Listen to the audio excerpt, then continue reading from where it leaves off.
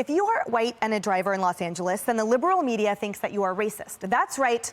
The LA Times is out with a brand new piece titled, wait for it, How White and Affluent Drivers Are Polluting the Air Breathed by LA's People of Color. Citing a study, the op-ed complains about white residents who are from affluent neighborhoods that drive through other towns, saying, quote, "It may sound like a paradox, but it's not. It's a function of the racism that shaped this city and its suburbs and continues to influence our daily lives, and a stark reminder of the need for climate solutions that benefit everyone."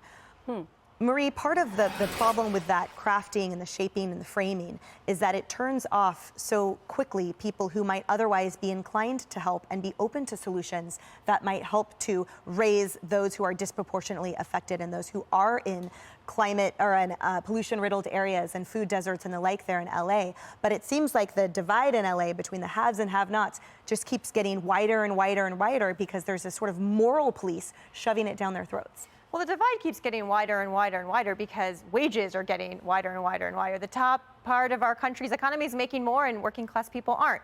You know, it is true historically that in cities around this country, highways were built through areas in the cities that were of lower incomes. We just know that. That's just a fact across the country in many cities, including in LA.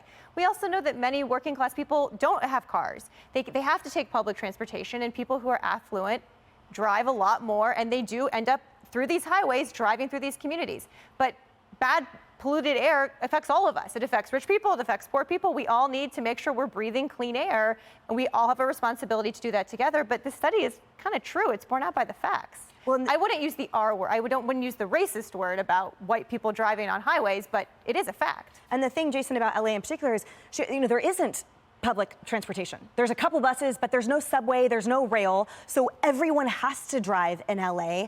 And then to Marie's point, the people that have cars, but it's sort of exactly the example where unless something fundamentally changes, which never will, because that state has no budget either, and the cities and counties of LA won't ever address it in that way. But there's like no other option there because from the beginning they didn't make good choices. Well, the assumption is that the 405 or the 101, I used to live in Southern California when I was a little kid, that was somehow racist. And you know what? Affluent people, they don't want to live next to the freeway. I mean, they want to live close enough that they can get on and use it. But to suggest that you're driving on a freeway is somehow a racist act. And let's remember, in Los Angeles, the Hispanic population is far bigger than the so-called white-only non-Hispanic population by a tune of about 20%.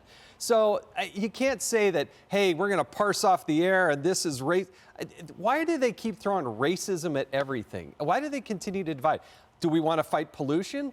Yeah, I don't care what color or what race you are, you want to fight pollution. But don't say that that's racist, that whites are trying to, because they drive more. That's a ridiculous assumption. It just turns everyone off. Yeah. That is such a key thing. Why turn everyone off by using that as a mechanism? Instead, the encouragement of other options is the way to go. The other thing is making solutions or broad brushes that if we make these big changes like going to electric cars or this or that, electric cars still do pollute. There are all kinds of things that add to the equation. So making a sweeping statement that certain people driving cars is what's killing all the air. This is not the sweeping thing. It's not scientifically correct, and it's also nothing that will urge people to do the right thing to live better with the environment. Well, and how funny, because Amy says encourage rather than mandate, dictate, require, regulate, et cetera, right? Which is what this administration, Obama, did the same thing. And to your point, electric cars still depend on fossil fuels and components. It's more expensive. So when you're trying to amplify and lift up the underserved communities, it is more expensive, and there's zero plan to transition to get them over to what the woke left sort of picture as this idyllic utopian society where we're free of any kind of oil dependency whatsoever. Yeah, we're going to see a lot more of this from the liberal bastion of California. Do you remember the headline? We discussed it here on Outnumbered. California looking to ban the diesel-powered trucks to rectify decades of racist and classist practices. We'll see more of that.